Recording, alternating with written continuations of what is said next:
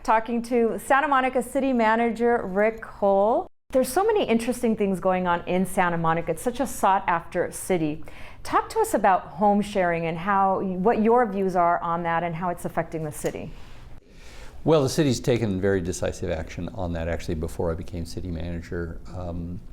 Because we're such an attractive community, we were seeing home share take a different form.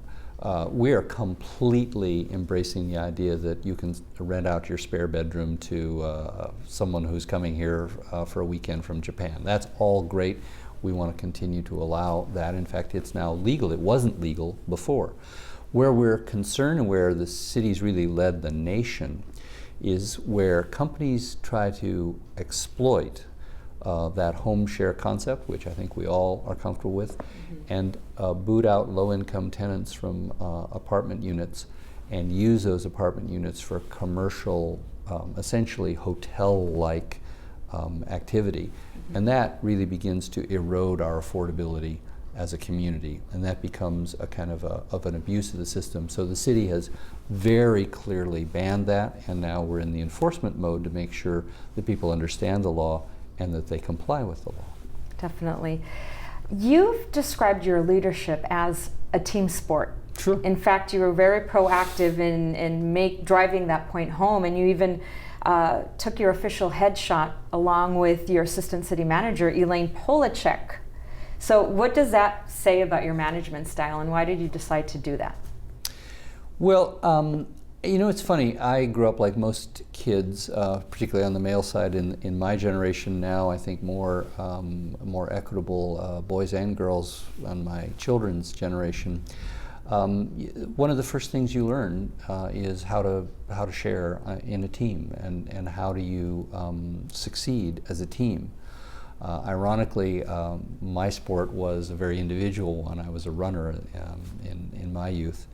But I've come to see how valuable it is to work together, because we all have our strengths and we all have our weaknesses. Clearly, the magnitude of the job of Chief Executive Officer for a high-profile city like ours, we have 8 or 10 million visitors a year. We have way more than the number of people who live here come here to work every day. We have 93,000 citizens. We have a $600 million a year budget. 2,000 staff members. So it's not a job for one person to have all the answers or to make all the decisions. In fact, I'm most comfortable when the police officer or the library page or the recreation worker, or for that matter the accountant or the tree trimmer or the painter, are making decisions, because they know a lot better what they're doing than someone who's in a wood-paneled office at City Hall. So it really, I want to make sure that people understand at every level they are empowered to do the best job, and that they ought to be motivated by public service. And so I try to model that ethic, and I try to reflect a certain humility that I don't have all the answers. I hope I have the best questions, which is how can we do a better job tomorrow than we're doing today.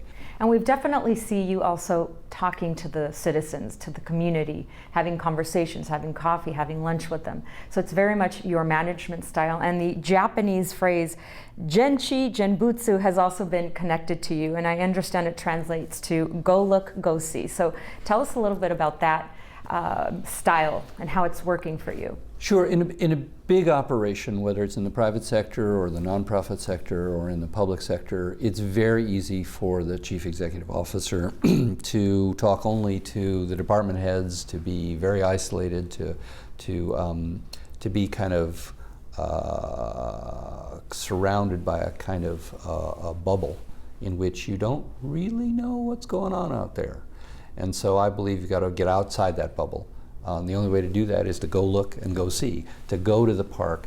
When you get a complaint, instead of firing off an email or referring it to somebody else, maybe get in the car, go look for yourself, go talk to that person who's having that issue. So my first week on the job, got a call, got an email from a fellow who was unhappy about us coming along and shaving off the shrubbery that was overhanging onto the public alley in preparation for us paving that alley. He was unhappy because no one told him it was coming. He would have had his gardener do that. Instead, we hacked through it. He didn't expect the city manager to show up at his front door the next morning, but I did, because I wanted to go look and go see. And it's actually, we've become a little bit friends as a result of all that. He was really irate at the beginning, but as I understood he would be, given that what had happened. But we worked things out, and now I think he's a much happier camper. And we are a better organization because we learned some things from that experience, and we're doing things differently now. Right. And I'm sure the position and your job as city manager requires a lot of your time. So how do you carve out more time to actually go look, go see?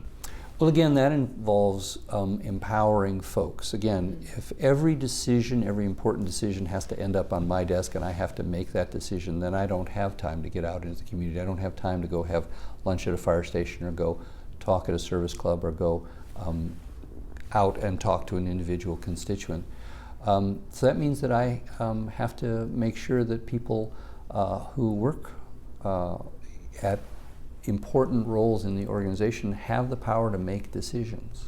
Right. And my view is, if I have to make decisions for my department heads, for my police chief, for my public works director, I need to get a new police chief and a new public works director. Right. They ought to be able to make the vast majority of those decisions on their own, and they ought to have the wisdom and the humility on their side to say, you know, this is a decision that will affect more than just me or more than just my department, so I'm going to check with the assistant city manager, I'm going to check with the city manager and involve them in those decisions. So it's a balance, but again, it comes back to a team. The coach doesn't make every decision of every player on every play. Hopefully you set very clear guidelines, you train together, you have a game plan, and then you execute that game plan. And the people who, you know, the tight end knows when to put his hands up to catch the ball. If he doesn't, you need a new tight end. Right, definitely. And obviously you're a big promoter of partnerships like the ones you just told us right now within the city, but also outside of the city with organizations such as Hulu. So tell us about why those partnerships are so important. Sure. Well, Hulu is giving us a check for $675,000 a year for the next 3 years to basically underwrite our new bike share program. It's a huge commitment on the part of a local Santa Monica company, of course has a national name brand. They're not doing this because somehow it's going to get them more people signing up for Hulu in Davenport, Iowa, or in El Paso, Texas. They're doing this because they're right in the heart of our city. They want their staff people, they call them hooligans. They want their people to have access to this great opportunity to jump on a bike and go to a restaurant, go over to the FedEx office or whatever. So they're making a big commitment to be corporate citizens.